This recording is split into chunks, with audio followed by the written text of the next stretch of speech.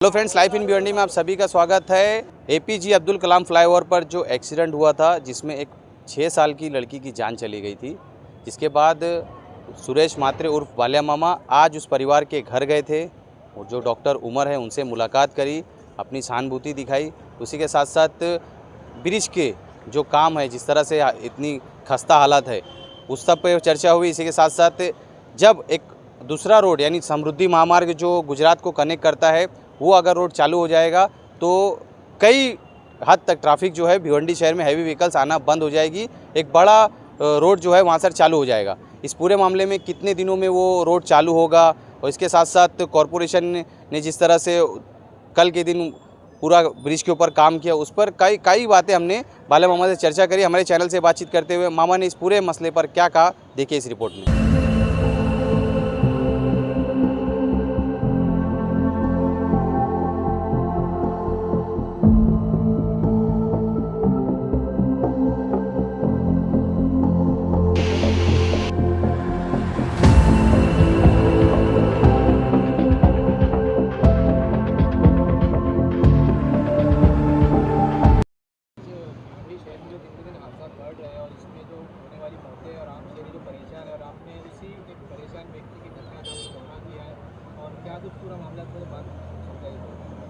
आज यहाँ जो 2 दिन पहले एक बहुत ही दुखदायक घटना हुई है।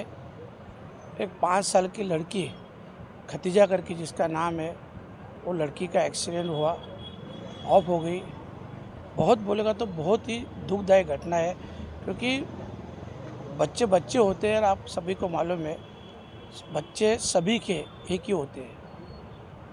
तो ये जो घटना हुई है ये बहुत ही, और उनके पिताजी को भी कुछ चोट आई है, तो बहुत दर्दनाक घटना है जिसका अपन शोक भी व्यक्त नहीं कर सकते। ऐसी ये घटना है। फिर भी जो हुआ है उसके कारण बहुत से लोगों ने मेरे को बताया कि ये जो हेवी व्हीकल जो भिवंडी शहर से आती है, तो मेरी कोशिश यही रहेगी अभी आगे चल के कि जो काम बंद पड़े हैं, जैसे कि साउंदा गोरसई और जो कवाड़ के इधर का रास्ता था जो भिवंडी शहर को बाईपास था, पर वो पहले रास्ता पीडब्ल्यूडी के माध्यम से चल रहा था, वो ठेकेदार ने काम नहीं किया। उसके बाद अभी वो एमएमआरडी में गया है और एमएमआरडी से उसका प्लान भी सैंक्शन हुआ, काम भी सैंक्शन हुआ है और जल्द ही उसकी वर्क ऑर्डर भी आ रही है। वो काम जल्द से जल्द होना चाहिए। और जैसे ही आप देख रहे हो JNPT वडोदरा भी जो रास्ता है वो भी बन रहा है।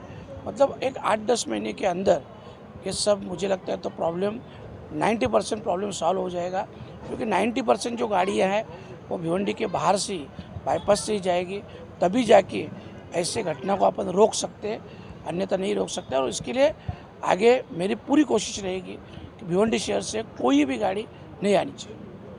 जिस तरह से हमने देखा कि राजीव गांधी अब्दुल कलाम फ्लाईओवर पे जो रोड का काम किया गया काफ़ी खराब दर्जे का किया गया, जनता का पैसा यूँ ही बर्बाद किया गया, इसको लेकर आप नहीं, उसके लिए भी मैं कमिश्नर से मिलेगा।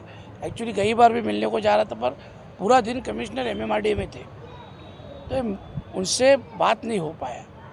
ये बहुत से ऐसे मसले हैं जिसके बारे में कमिश्नर साहब को मैं मिलने वाला हूँ।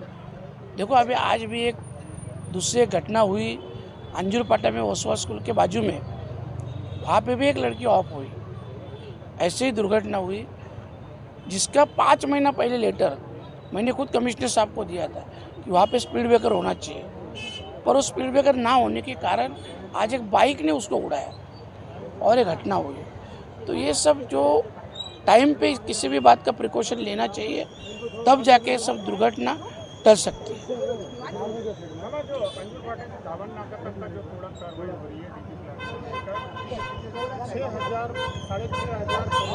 कंपल्सेशन देने की बात हो रही है विधायक द्वारा, आप उस पर क्या कहेंगे? देखो, मेरा किसी से आपकी बात हुई है या कंपल्सेशन जो है 6,500 करोड़ रुपया दिया जाएगा या नहीं दिया जाएगा?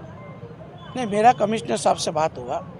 कमिश्नर साहब खुद बोले कि हम अपने पास जैसे जिसी का घर गया है और फ्लैट भी रेडी है, वो एक खुद प्लान कर रहे, प्रोजेक्ट कर रहे, वो भी रेडी है।